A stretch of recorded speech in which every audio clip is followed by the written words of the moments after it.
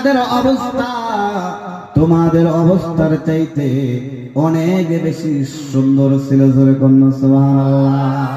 কারণ হচ্ছে কুল্লামা করাআতু ফাবিআইয়ি আলা'i